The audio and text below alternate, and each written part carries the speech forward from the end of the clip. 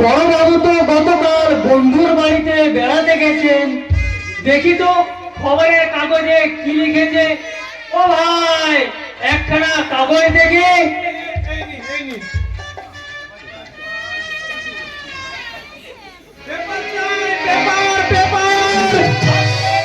খবর পড়ে নিন। আনন্দবাজার বর্তমান গণশক্তি। হ্যাঁ, এই তো বড় বাবু আর বৌদিমণির ছবি ছিঁড়ে ছাপা হয়েছে। না না, আর দেরি নয়, বাড়িতে গিয়ে সবাইকে বলতে হবে, বউ আছে গো বউ, আমাদের বিপ্লব দাদা বাবু বিয়ে করে বউ নিয়ে আছে গো বউ। বিপ্লব রায় চৌধুরী বন্ধুর বাড়িতে বেড়াতে গিয়েছিলেন। পাশের বস্তির একটা বিয়ে বাড়িতে গন্ডগোল শুনে শ্রী চৌধুরী বন্ধু সেখানে গিয়ে জানতে পারলেন পণ যৌতুক দিতে না পারায় ভোরের পণ ছাদনা তলা থেকে বর তুলে নিয়ে গেছে। মেয়েটি তখন লগ্নপ্রসূতা হতে চলেছে। মেয়েটির আত্মহত্যার কথা ভাবতে শুরু করেছে। মেয়েটির অসহায় অবস্থা দেখে শ্রী চৌধুরী নিজে এগিয়ে এসে বললেন, আপনাদের যদি আপত্তি না থাকে আমি মেয়েটিকে বিয়ে করতে পারি।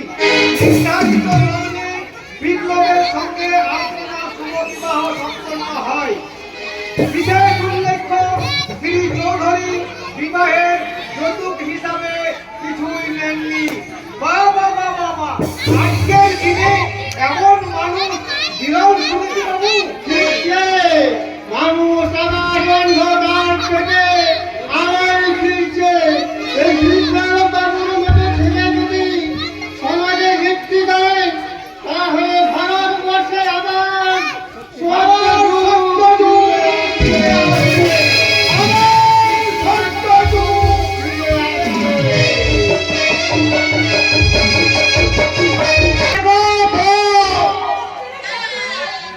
আমাদের বিপ্লব দাদা বাবু বিয়ে করে বউ নিয়ে আছে গো দিদিমণি।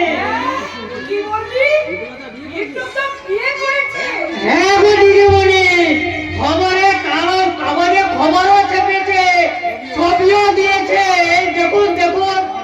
সর্বনাশ! আরে, দাদা যদি সত্যি বিয়ে করে, তাহলে কি হবে? গুলি করে মেরে দেবো। পাপী! যে ছেলে দেশনামক দেশপ্রিয় রায় চৌধুরীর উঁচু মাথাটা নিচে নামিয়ে দিয়ে ওই নোংরা বস্তির একটা নোংরা মেয়েকে বিয়ে করে চৌধুরী বংশের অবিদাক্ত ধুলোয় মিটিয়ে দিয়েছে, আমি সেই জানোয়ার বিপ্লবকে গুলি করে মারবো।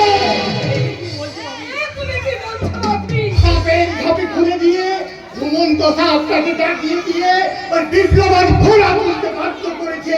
তাই আজ আমি তাকেও মারবো, তার বউটাকেও মারবো। তা হয় না। কি বলছো প্রশান্ত? আজকে আমি আপনার জামাই হয়ে আপনাকে একটা রিকোয়েস্ট করছি। কি তোমার রিকোয়েস্ট?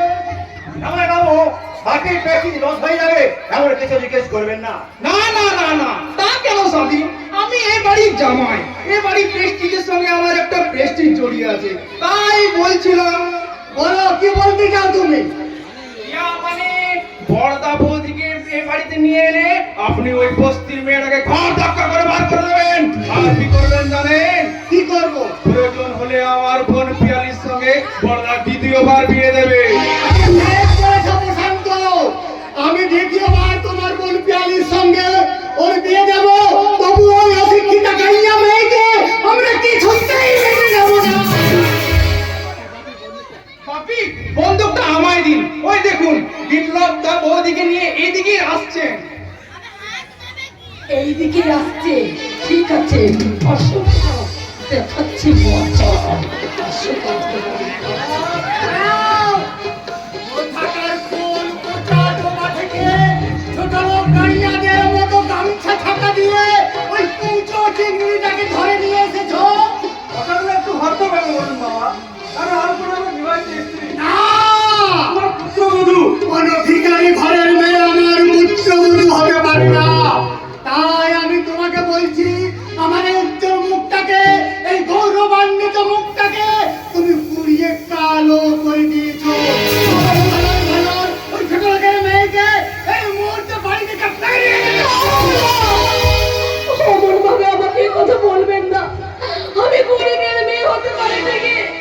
তো ছোট লোকের মেয়ে নই বাবা, আমি ছোট লোকের আপনি ওর মুখটা একটু দেখো বাবা। ও কত শান্ত, সময় তো স্বভাব এরকম করে না। বাবা কি সুন্দর একদিক। না না না না, অ্যাক্টিং হবে কেন? আপনি বৌদির মুখটা একবার দেখুন। না ভাবি ওই ছোট লোকের মেয়ের মুখ কোনোদিনও দেখবে না। ঠাকুর, মানুষের মুখই তো হচ্ছে মনের দর্পণ। ঠাকুরজি, তুমিও কি তোমার বৌদির মুখ দেখবে না? না না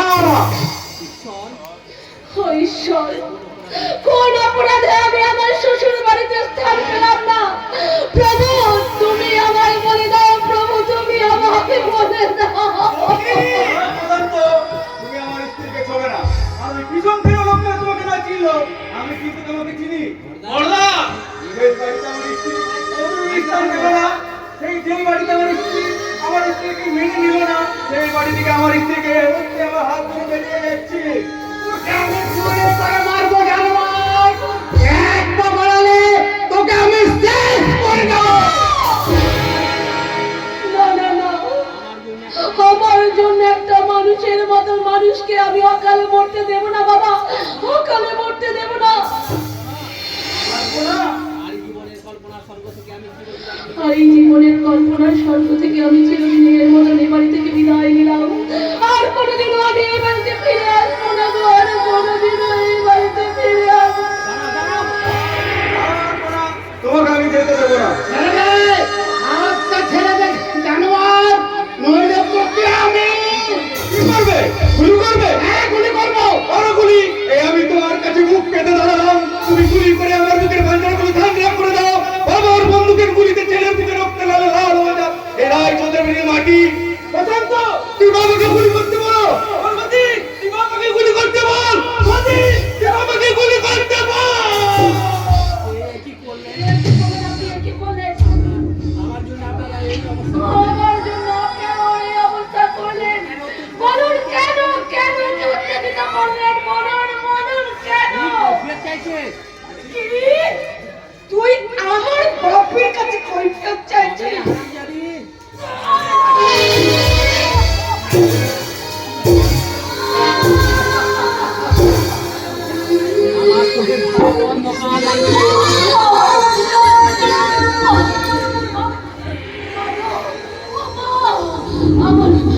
আমার চোখের সামনে সব অন্ধকার হয়ে গেছে, আমি তো কিছু দেখতে পাচ্ছি না, আলো দেখতে পাচ্ছি না, কিছু দেখতে পাচ্ছি না। আমার আলো সব অন্ধকার। মা গো, আমার চোখ দুটো চলে যাচ্ছে, চলে যাচ্ছে।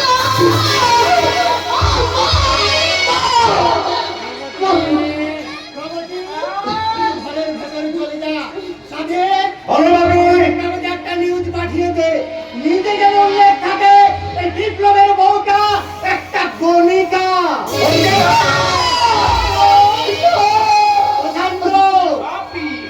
তুমি তোমার পছন্দ মতো ডাক্তার ডেকে নিয়ে এসে এদের চিকিৎসার ব্যবস্থা করুন।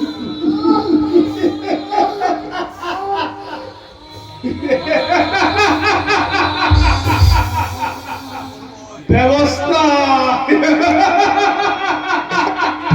ব্যবস্থা তো আমি করব। চিকিৎসা, যে চিকিৎসার পরে রায় চৌধুরীর বংশের মালিক এই বিপ্লব আমার বোন পিয়ালিকে বিয়ে করতে বাধ্য হবে। আর এই সুন্দরী স্বাস্থ্যবতী হল সে হবে আমার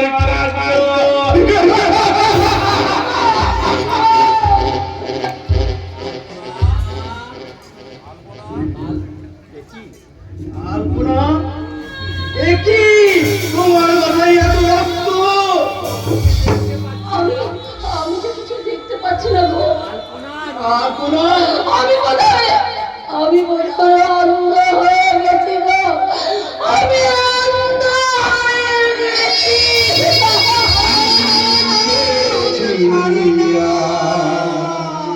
কি যে পেলা,